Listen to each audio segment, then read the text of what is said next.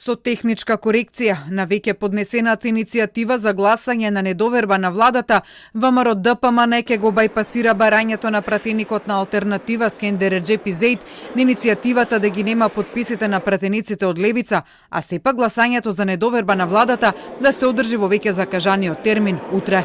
Од најголемата опозицијска партија вела дека техничката корекција не значи нова иницијатива за да повлече тоа нови рокови за гласање. Оттаму се децидни, утре ќе се гласа.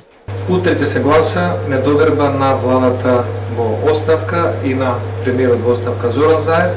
Иницијативата останува, а деловникот дозволува истата технички да биде коригирана, без да бидат направени пореметувања во роковите за нејзиното гласање. Ќе направиме техничка корекција која што ќе даде простор на одредени пратеници кои што има забелешки да се промерат себе си во списокот и да гласаат против владата на Заев. Техничката корекција на иницијативата, како што информираше Милошовски, е повлекување на подписите на дел од пратениците, што било договорено на координација меѓу политичките партии кои се подпишале на иницијативата. Според информациите на Телма, освен подписите на пратениците на левица, од списокот ќе се повлечат подписите на околу 20 на пратеници. Дописот до Собранието за повлекување на дел од пратениците од иницијативата, како што дознаваме, треба да биде поднесен од денеска до крајот на работното време. Дали разговараме со председателот на Собранието за ова?